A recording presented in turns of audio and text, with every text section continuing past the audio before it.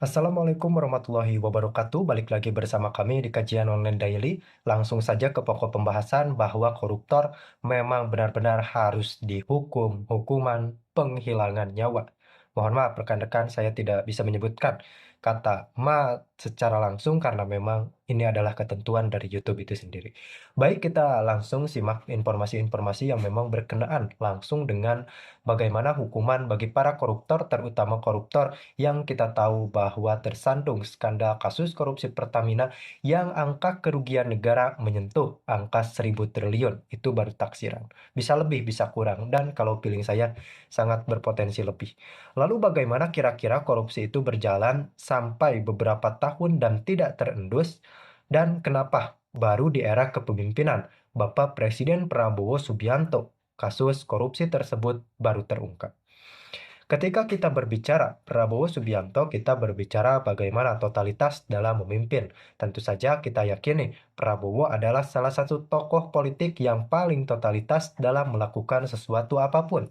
Apalagi pada saat ini beliau diamanahi oleh kita semua, oleh rakyat Indonesia sebagai Presiden Republik Indonesia. Jadi tentu saja kita tidak bisa bayangkan bagaimana menggebu-gebunya Pak Presiden Prabowo Subianto dalam memimpin bangsa dan negara ini. Bahkan kita tahu sudah ada beberapa inovasi yang ini sebenarnya sangat visioner dan mendukung Indonesia Emas 2045.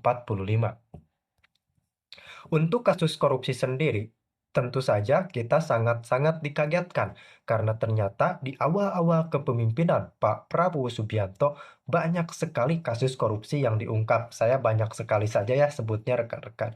Jadi memang terutama kasus korupsi Pertamina ini, kemudian kasus-kasus lain seperti Hasto Kristianto, kemudian kasus-kasus lain lah yang menyentuh kerugian negara itu di atas 1 triliun dan ratusan M. Hukuman penghilangan nyawa sangat diharapkan oleh masyarakat Republik Indonesia. Jujur, saya pun benar-benar mendukung ini semua, karena memang terlepas itu semua dari pelanggaran HAM ini dan itu, kita tahu bahwa kejahatan koruptor ini kejahatan yang sangat-sangat meresahkan bagi kita semua. Dan saya rasa ketika Pak Prabowo Subianto melalui Kejaksaan Agung yang membuka opsi untuk melakukan penghilangan nyawa bagi para koruptor, ini adalah sebuah tindakan positif dan tentu saja mencegah tindak-tindak pidana kriminal intelektual lainnya untuk terjadi. Jadi memang akar korupsinya pun dipatahkan oleh Pak Prabowo jadi tidak bisa menjalar ke kasus-kasus lain. Bayangkan dari banyak sekian ratus triliun lebih dana ini bagaimana saya tidak bisa membayangkan alangkah menakutkannya jika dana korupsi ini sebagian digunakan untuk dana kampanye atau dana kepentingan politik. Ini benar-benar di luar ekspektasi kita bagaimana dampak negatif mengerikan dari kasus korupsi yang akan berdampak langsung bagi aspek kehidupan bangsa Indonesia. Bukti dan akhirnya menendang pintu kebusukan ini? Ataukah seseorang yang baru muncul setelah semuanya terbuka, berbicara lantang seolah-olah tanpa dirinya dunia ini tidak akan berputar? Mari berpikir jernih. Mari bicara berdasarkan fakta. Skandal di Pertamina ini bukan perkara kecil. Ini urusan uang rakyat. Bertahun-tahun kita beli Pertamax, tapi ternyata isinya Pertalite. Bertahun-tahun kita bayar lebih mahal dengan keyakinan bahan bakar yang lebih berkualitas. Padahal kenyataannya kita ditipu mentah-mentah. Lalu siapa yang membongkar ini pertama kali? Jawabannya jelas. Kejaksaan Agung Republik Indonesia. Kejaksaan Agung bekerja dalam senyap. Tidak ada drama, tidak ada panggung. Mereka menyelidiki, mengumpulkan bukti, dan akhirnya membeberkan ke publik bahwa ada permainan kotor yang merugikan negara hingga triliunan rupiah. Ini bukan angka kecil. Ini uang rakyat. Ini uang yang seharusnya dipakai untuk pembangunan, bukan untuk memperkaya segelintir orang serakah di dalam tubuh BUMN. Tapi anehnya, setelah semuanya terbuka, tiba-tiba ada yang maju ke depan, berbicara lantang, menunjuk-nunjuk. Seolah-olah tanpa dirinya kasus ini tidak akan terbongkar. Ini seperti pertandingan sepak bola. Ada tim yang berjuang sejak menit pertama, bertahan, menyerang, jatuh bangun, demi mencetak gol. Lalu, di menit ke-89, Ada orang yang baru masuk lapangan, menendang bola yang sudah di depan gawang, lalu merayakan seolah-olah dia yang memenangkan pertandingan. Inilah yang terjadi. Kejaksaan Agung bekerja sejak awal. Mereka yang menyelidiki. Mereka yang mengungkap data. Mereka yang membongkar kebusukan ini ke publik. Tapi siapa yang kemudian tampil seolah-olah sebagai pahlawan? Siapa yang tiba-tiba muncul di media, berteriak lantang, mengklaim bahwa dirinya sudah lama memperingatkan ini? Jawabannya, Basuki Cahayapurnama alias Ahok. Ahok berbicara seolah-olah tanpa dirinya skandal ini tidak akan terbuka. Padahal, faktanya Kejaksaan Agung sudah bekerja jauh sebelum Ahok berkomentar di media. Dan lebih ironisnya, Ahok sendiri adalah petinggi di Pertamina. Kalau memang dia sudah tahu ada kebusukan ini, kenapa baru ribut sekarang? Kalau benar dia peduli pada rakyat, kenapa tidak dari dulu menggempur habis-habisan? Kalau memang dia sudah tahu ada permainan kotor, kenapa baru bicara setelah semuanya terbuka? Rakyat jangan mau dibohongi. Jangan sampai kita tertipu oleh orang-orang yang pintar bermain citra. Jangan sampai kita dipaksa percaya bahwa orang yang hanya berbicara belakangan adalah penyelamat. Penyelamat yang sesungguhnya adalah mereka yang bekerja di balik layar, bukan yang hanya mencari panggung di depan kamera. Dan dalam kasus ini, Kejaksaan Agung adalah pahlawan sebenarnya. Mereka bekerja tanpa perlu sorotan. Mereka menelusuri fakta tanpa perlu drama. Mereka membongkar kasus ini demi kepentingan negara dan rakyat, bukan demi kepentingan pribadi atau popularitas. Sebaliknya, yang baru muncul setelah semuanya terbuka, yang berbicara seolah-olah tanpa dirinya kasus ini tidak akan terbongkar, itulah yang disebut pahlawan kesiangan. Sekarang, setelah kebusukan ini terbongkar, apa yang harus dilakukan? Jawabannya hanya satu, hukum harus ditegakkan sekeras-kerasnya. Jangan hanya berhenti di pengungkapan kasus, jangan sampai ada kompromi. Jangan sampai ada permainan politik yang menyelamatkan mereka yang seharusnya dihukum. Para pelaku korupsi ini harus dihukum berat, harus dimiskinkan. Tidak ada ampun untuk mereka yang telah merugikan negara dan rakyat. Mereka yang selama ini menikmati keuntungan dari permainan kotor ini harus merasakan bagaimana rasanya kehilangan segalanya. Mereka harus dihukum hingga tidak ada lagi celah bagi siapapun untuk mengulang kejahatan serupa. Dan untuk kita semua, mari tetap kritis. Mari jaga akal sehat. Jangan sampai kita tertipu oleh narasi yang dibangun hanya untuk menyelamatkan citra seseorang. Pahlawan sebenarnya dalam kasus ini adalah Kejaksaan Agung. Dan pahlawan kesiangan, ya kita semua sudah tahu siapa. Sekarang, setelah semuanya terbuka, pertanyaannya, apakah kasus ini akan berhenti di sini? Apakah kita hanya akan melihat penangkapan 1-2 orang lalu selesai? Apakah kita akan melihat sidang yang berlarut-larut, penuh sandiwara, lalu akhirnya ada hukuman ringan, remisi, atau malah bebas sebelum waktunya? Tidak boleh. Ini uang rakyat.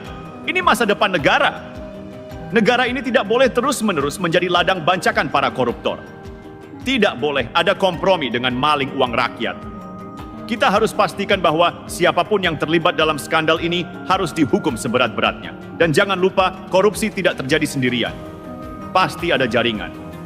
Pasti ada aktor besar di balik semua ini. Apakah kita hanya akan menangkap 1-2 orang, lalu membiarkan dalangnya tetap berkeliaran? Apakah akan ada kong-kali-kong di belakang layar? Ini yang harus kita kawal bersama. Lihat bagaimana Kejaksaan Agung bekerja. Mereka tidak sekadar bicara, mereka bergerak. Mereka membongkar. Mereka menangkap, dan mereka tahu, ini bukan sekadar kasus biasa, ini adalah mega korupsi. Kalau ini dibiarkan, kalau ini tidak dihukum sekeras-kerasnya, maka selamanya BUMN kita akan jadi sapi perah para maling berdasi. Kita akan terus jadi korban. Rakyat terus membayar mahal untuk sesuatu yang seharusnya murah.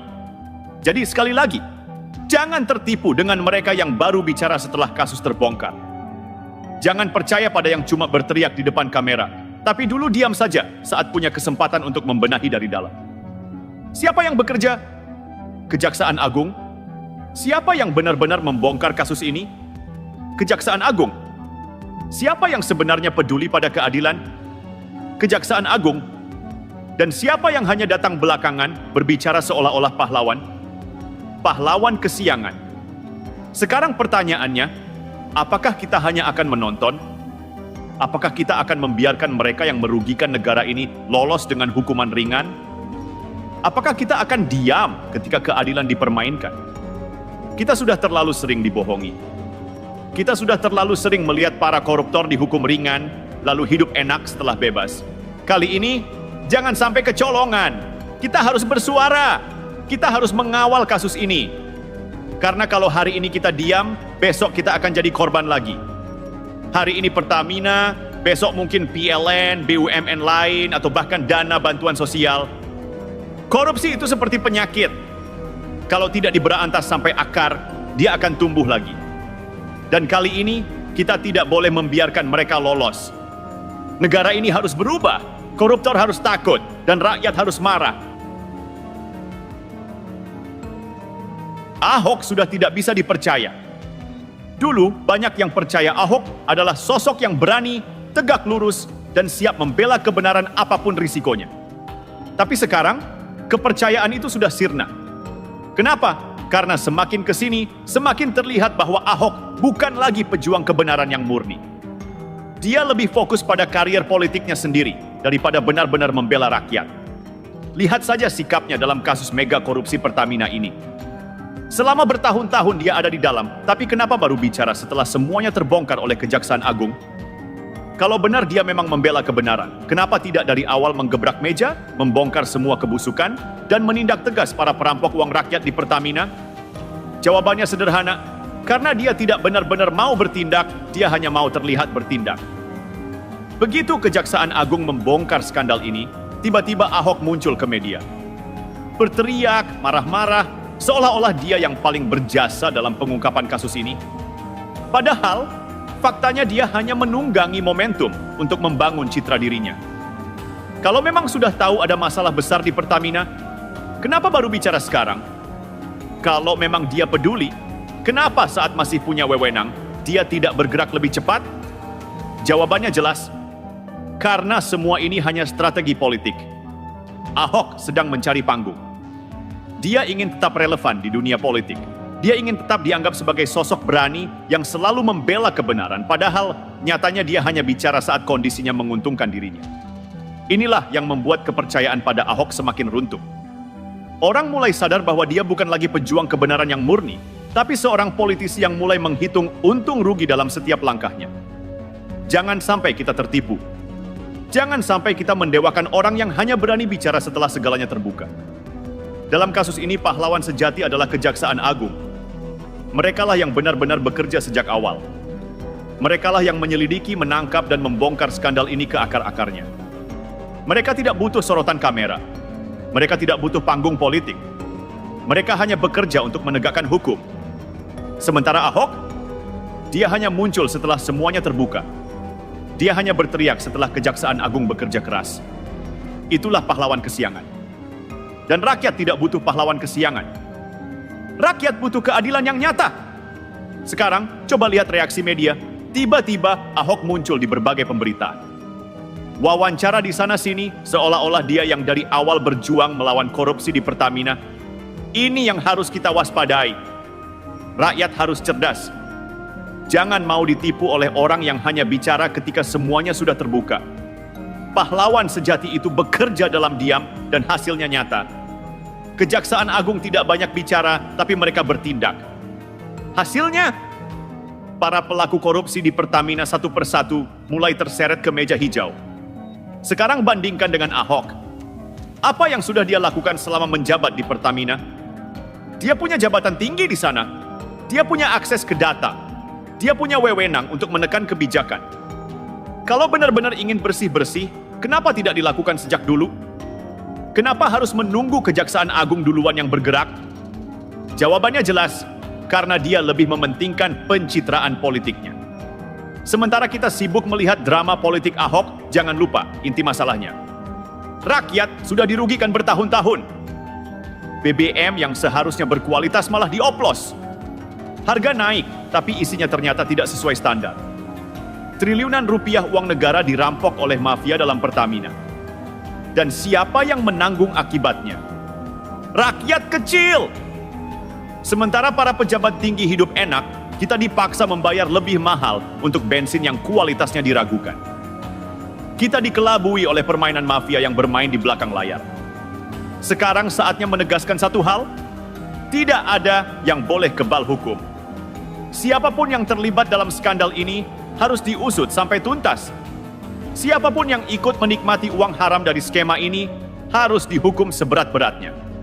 Siapapun yang berkhianat kepada rakyat harus dimiskinkan agar mereka merasakan bagaimana rasanya kehilangan segalanya seperti rakyat yang mereka tipu.